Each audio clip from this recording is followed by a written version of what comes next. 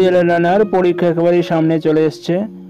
তো পড়াশোনা একেবারে তুঙ্গে। 504 505 এমসিকিউ কালেকশনগুলো পিডিএফ আকারে দিয়ে দেওয়া হয়েছে, নিশ্চয়ই আপনি পেয়ে গেছেন। তারপর 504 5 and 10 মার্কসের জন্য সাজেশন তৈরি করা হয়েছিল, সাজেশন দেওয়া হয়েছে, সাজেশনের আনসারগুলো দেওয়া হয়েছে। 505-এরও সাজেশন তৈরি করা হয়েছে, এবার আনসারগুলো আমি দিয়ে দিচ্ছি।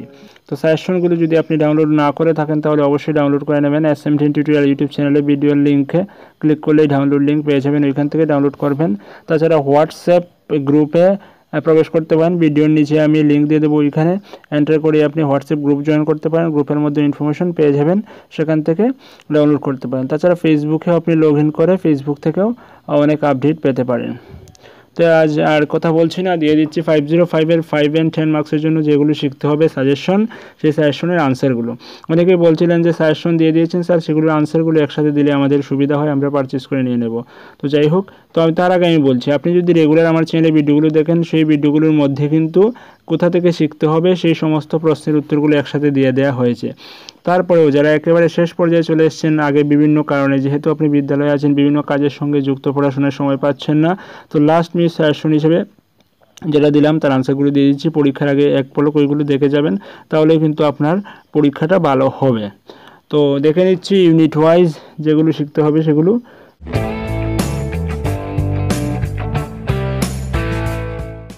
তো প্রথম যে প্রশ্নটা হচ্ছে, দেখুন যে শিশুর বিকাশে পরিবেশের গুরুত্ব আলোচনা করুন। আনসারটা খুব ছোট্ট করে আনসারটা ঠিকঠাক করে দেওয়া আছে, এতটুকু শিখলে হবে। তারপরে যে প্রশ্ন, এগুলো কিন্তু সাজেশনে ফ্রি ডাউনলোড করার জন্য সাজেশন দেওয়া আছে, ওইটা দেখে নেবেন। সাজেশন বেসড আনসারগুলোই আমি শুধু দিচ্ছি, এত সব কিছু এখন আর পড়ার প্রয়োজন নেই, আসলে কিন্তু এখান থেকেই পরীক্ষায় আসবে।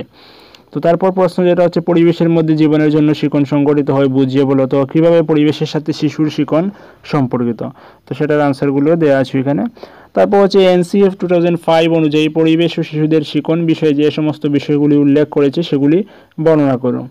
তো সেটাও আনসার দেওয়া আছে। তারপর হচ্ছে প্রাথমিক স্তরে পরিবেশবিদ্যার গুরুত্ব লিখো। এটা খুব একটা ইম্পর্ট্যান্ট একটা কোয়েশ্চেন, যার আনসারগুলো দেওয়া আছে। NCF 2005 অনুযায়ী প্রাথমিক স্তরে পরিবেশবিদ্যা শিক্ষার উদ্দেশ্যগুলি কী কী, সেটাও প্রয়োজন। মূল্যবোধ কি, পরিবেশবিদ্যায় অন্তর্নিহিত মূল্যবোধগুলি আলোচনা করুন। এটা কিন্তু আপনাকে দেখে যেতেই হবে, মূল্যবোধ কি, পরিবেশবিদ্যায় অন্তর্নিহিত মূল্যবোধগুলি আলোচনা করা, সেটা কিন্তু আমি বলতে পারছি যে খুব একটা ইম্পর্টেন্ট কোয়েশ্চেন, যেটা আপনার পরীক্ষায় আসতেই পারে। সবগুলো আসার মতো প্রশ্ন, তারপরেও খুব বেশি ইম্পর্টেন্ট কিছু প্রশ্ন থাকে, তার মধ্যে এটা হচ্ছে একটা। তারপর প্রশ্ন হচ্ছে, প্রাথমিক স্তরে EVS এর সঙ্গে অন্য বিষয়গুলির শিক্ষণ তুলনা কীভাবে করা যেতে পারে। পরিবেশবিদ্যায় শিক্ষক শিক্ষিকার ভূমিকা লিখো। প্রাথমিক স্তরে পরিবেশবিদ্যার দৃষ্টিভঙ্গি কেমন হওয়া উচিত। শিক্ষণ ও শিক্ষণ প্রক্রিয়ায় ব্যবহৃত বিভিন্ন ধরনের কার্যকলাপগুলি উল্লেখ করো। তারপর হচ্ছে, উদাহরণের মাধ্যমে শ্রেণীকক্ষ বহির্ভূত শিক্ষা আলোচনা করুন, সেটাও দেওয়া আছে। কর্মকেন্দ্রিক শিক্ষা কি, কর্মকেন্দ্রিক শিক্ষা বিষয়ক শিক্ষা পদ্ধতি বর্ণনা করুন। কর্মভিত্তিক শিক্ষার কয়টি স্তর ও কী কী আলোচনা করুন। তো সেটা প্রত্যেকটা স্তর কিন্তু সুন্দরভাবে আলোচনা করা আছে, জাস্ট দেখে নেবেন। কর্মভিত্তিক শিক্ষার শিক্ষণ পদ্ধতি বর্ণনা করুন। তারপর হচ্ছে, সমবায়ী শিক্ষা কি, সমবায়ী শিক্ষার নীতিগুলি লিখুন। তারপর হচ্ছে প্রশ্ন যে, পরিবেশবিদ্যা শিক্ষার ক্ষেত্রে সমবায়ী শিক্ষার প্রয়োজনীয়তা উল্লেখ করুন। তারপর নেক্সট হচ্ছে, পরিবেশবিদ্যা শিক্ষণের ক্ষেত্রে পর্যবেক্ষণ পদ্ধতি দুটি সুবিধা বর্ণনা করুন। শিশুদের বিকাশের জন্য পরিকল্পিত সৃজনাত্মক অভিব্যক্তি বর্ণনা করুন, অথবা পরিবেশবিদ্যার শিক্ষণের সৃজনশীলতার যৌক্তিকতা বর্ণনা করুন। তো তারপর হচ্ছে, পরিবেশবিদ্যা শিক্ষণে দলগত আলোচনার সুবিধা কী কী। তো আমি আপনাদের বলছি, আপনি যদি মনে করেন যে এইগুলো আনসার আপনার কাছে রেডি আছে, তো আপনি কিন্তু আনসারগুলো, এই যে প্রশ্নগুলো দেখে নিয়ে ওইখান থেকে আনসারগুলো শিখে নিতে পারেন। তাছাড়া প্রশ্নগুলো কিন্তু সাজেশন আকারে দেওয়া আছে, সেটাও ডাউনলোড করে পড়ে নিতে পারেন। আর যদি আপনার কাছে না থাকে তাহলে এটা ডাউনলোড করার সুযোগ পাবেন ইনস্টামোজো, www.instamojo.com SMDN_tutorial, ওইখান থেকে সেটা পারচেস করে নিয়েও পড়াশোনা করতে পারেন। তো নেক্সট হচ্ছে যে, পরিবেশ বিদ্যায় পরীক্ষণের সুবিধা এবং প্রতিবন্ধকতা লিখুন। যে পরীক্ষা গ্রহণের কী কী সুবিধা রয়েছে, কী কী প্রতিবন্ধকতা রয়েছে এইগুলো। তারপর হচ্ছে, শিক্ষণের সমস্যা সমাধান পদ্ধতির পর্যায়গুলি আলোচনা করুন। পরিবেশবিদ্যায় শিক্ষাদানের ক্ষেত্রে শিক্ষার উপাদানের প্রয়োজনীয়তা লিখুন। এটা খুবই একটা ইম্পর্টেন্ট, সবটা ইম্পর্টেন্ট, আমি বারবার বলছি, তার মধ্যে খুব বেশি ইম্পর্টেন্ট যেগুলো আমরা ধরতে পারি তার মধ্যে এটা একটা প্রশ্ন রয়েছে। তারপর হচ্ছে নেক্সট, নিয়ন্ত্রিত ও অনিয়ন্ত্রিত মূল্যায়ন কি। উন্নত মূল্যায়নের বৈশিষ্ট্যগুলি আলোচনা করুন। সেটাও ইম্পর্টেন্ট যে উন্নত মূল্যায়নের বৈশিষ্ট্যগুলো, মানে কিছু কিছু প্রশ্ন আছে যে না দেখে পরীক্ষায় গেলে হবেই না, এগুলো কিন্তু দেখে যেতেই হবে। তার মধ্যে এটা একটা যে উন্নত মূল্যায়নের বৈশিষ্ট্যগুলো আলোচনা করুন। এখানে খুব কম প্রশ্ন দেওয়া আছে সাজেশন আকারে, এগুলো তো আপনি দেখে যাবেনই। তারপরে বিশেষ করে যেগুলো দেখে যেতে হবে সেগুলো এই যেমন উন্নত মূল্যায়ন, তারপর ওইখানে যেটা উপরে আমি পেলাম, যেটা কি যেন প্রশ্নটা বলেছিলাম, পরিবেশবিদ্যার উপাদানগুলি, তারপর প্রথমে কি একটা জিনিস বলেছিলাম জানি, ওইটা কিছু কিছু প্রশ্ন আছে, এগুলো দেখে যেতেই হবে আপনাকে। তারপর আছে মানাঙ্কন সাধনী বা অ্যাসেসমেন্ট টুল কি, উন্নত মানাঙ্কন সাধনী বৈশিষ্ট্য, সেটাও কিন্তু খুব গুরুত্বপূর্ণ, এটাও আপনাকে দেখে যেতে হবে যে উন্নত মানাঙ্কন সাধনী বা উন্নত অ্যাসেসমেন্ট টুলের বৈশিষ্ট্যগুলি কী কী, বা কোন অ্যাসেসমেন্ট টুলটাকে আমি উন্নত অ্যাসেসমেন্ট টুল বলতে পারবো, সেই সব বিষয়। শিক্ষণের জন্য মূল্যায়ন এবং শিক্ষণের মূল্যায়নকে এদের মধ্যে পার্থক্য নিরূপণ করো। ইভিএস এর ক্ষেত্রে মূল্যায়নের অতিরিক্ত ধারণাসমূহ বর্ণনা করো। কার্যকরী প্রতিবেদনের বৈশিষ্ট্যগুলি আলোচনা করুন।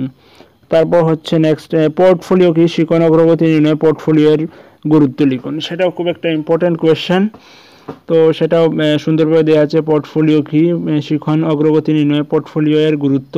তো পোর্টফোলিওর গুরুত্বটা আমার হাতে লেখা, তো আমি পড়ে শোনাচ্ছি, হাতে লেখা একটু বুঝতে আপনাদের অসুবিধা হতেও পারে। যেহেতু পোর্টফোলিওতে শিক্ষার্থীর ব্যক্তিগত বিভিন্ন তথ্য থাকে, তাই শিক্ষণ অগ্রগতিতে এর গুরুত্ব অপরিসীম।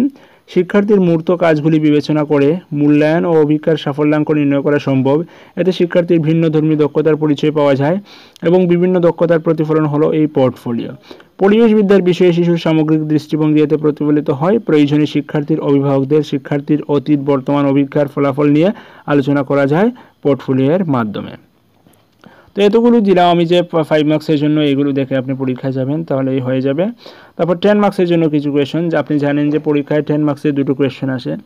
হ্যাঁ, আরেকটা কথা বলছি, ইউটিউবে কিন্তু আজকাল অনেক ফেক নিউজ ছড়াচ্ছে আপনাদের বিভ্রান্ত করার জন্য। কেউ কেউ বলছে যে কোয়েশ্চেন প্যাটার্ন নাকি চেঞ্জ হয়ে গেছে, যে আগের মতো আর 2 মার্কসের এমসিকিউ হবে না, 5 মার্কসের 10 মার্কসের কোয়েশ্চেন হবে না, এবার নাকি হবে যে এমসিকিউ হবে 1 মার্কসের 15টা, 1 মার্কের আবার থাকবে 15টা, তারপর 2 মার্কসের কোয়েশ্চেন হবে, 10 মার্কসের কোয়েশ্চেন হবে। এটা একেবারে ভুল কথা। এনআইএস থেকে কিন্তু কোয়েশ্চেন প্যাটার্ন চেঞ্জ করেনি। আগে পরীক্ষায় যে হয়েছিল, প্রথমে 10টা থাকবে এমসিকিউ, প্রত্যেকটায় 2 করে মার্ক, 20 মার্ক থাকছে। তারপর 5 মার্কের থাকবে 10টা, তার মধ্যে থেকে 6টা আনসার করতে হবে, 30 মার্ক। তারপর 10 মার্কের 2টো থাকবে, টোটাল মিলে 70 মার্ক। এইভাবেই কিন্তু আপনার পরীক্ষা হবে। তো ফেক নিউজের ফাঁদে পড়ে আপনি বিভ্রান্ত হবেন না। আর হল টিকিট ডাউনলোড করার জন্য লিঙ্ক দিয়ে দিয়েছে, আপনি অবশ্যই ডাউনলোড করে নেবেন। যদি ডাউনলোড এখনও না করে থাকেন, আমি ভিডিও নিচেও কিন্তু হল টিকিট ডাউনলোড করার লিঙ্ক দিয়ে দেবো, ওইখানে ক্লিক করেও আপনার হল টিকিটটা কালেক্ট করে নিতে পারবেন। তো 10 মার্কসের জন্য যেগুলো কোয়েশ্চেন হয় সেগুলো আমি বলে দিচ্ছি। এনসিএফ 2005 অনুযায়ী পরিবেশবিদ্যা শিক্ষার মূল লক্ষ্য ও উদ্দেশ্যগুলি বর্ণনা করুন। পরিবেশবিদ্যা শিক্ষার শিক্ষণ পরিবেশ ব্যক্ত করুন। তো সেটা সুন্দরভাবে দেয়া আছে পুরো আনসার। তারপর হচ্ছে ইভিএস পাঠ্যপুস্তক রচনার জন্য এনসিএফ 2005 প্রস্তাবিত প্রধান 5টি বিষয় উদাহরণ সহ আলোচনা করুন। 10 মার্কসের জন্য এটা খুবই একটা ইম্পর্ট্যান্ট কোয়েশ্চেন, যেটা আপনি অবশ্যই দেখে যাবেন, সেটা না দেখে আপনি পরীক্ষায় যাবেন না। তো 5টা মূল বিষয় রয়েছে। ইভিএস এক সংযুক্ত ক্ষেত্র, পরিবেশ একটি প্রকৃতি নির্ভর বিষয়, ইভিএস শিক্ষার্থী কেন্দ্রিক, ঠিক ভুল ব্যতিরেকে বহুমাত্রিক দৃষ্টিভঙ্গি গঠন, মূল্যবোধ ইভিএস একটি অবিচ্ছেদ্য অংশ, এই সব বিষয়গুলো রয়েছে, সেটা শিখে যাবেন। তারপর হচ্ছে কি প্রশ্ন, পরিবেশ বিদ্যা শিক্ষণের ক্ষেত্রে প্রকল্প পদ্ধতির সুবিধা সীমাবদ্ধতা, প্রকল্প পদ্ধতিতে শিক্ষকের ভূমিকা উল্লেখ করো। তো এখানে প্রকল্প পদ্ধতির সুবিধা, সীমাবদ্ধতা, শিক্ষকের ভূমিকা সবটাই দেওয়া আছে। তারপরের প্রশ্ন, যে পরিকল্পনা পদ্ধতির ধাপগুলি কী কী আলোচনা করুন, অথবা পরিকল্পনা করার সময় কী কী মূল বক্তব্য মনে রাখতে হবে, সেটার আনসার দেওয়া আছে। তারপর হচ্ছে গিয়ে পরিবেশবিদ্যা একটি এককে শিক্ষাদানের জন্য পাঠ পরিকল্পনা তৈরি করুন, অথবা পরিবেশবিদ্যা একটি অনুশীলন খসড়া তৈরি করুন।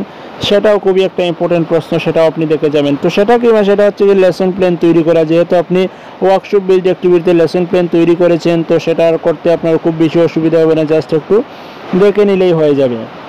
তারপর হচ্ছে অনুসন্ধানমূলক শিক্ষণ প্রক্রিয়া কি, পরিবেশবিদ্যায় শিক্ষণ উৎকর্ষতা বৃদ্ধির জন্য এর গুরুত্ব লিখো। সেটাও খুবই ইম্পর্টেন্ট, অবশ্যই দেখে যাবেন। তো এই ছিল আমার 505 এর সাজেশন বেসড কোয়েশ্চেনের আনসারগুলি।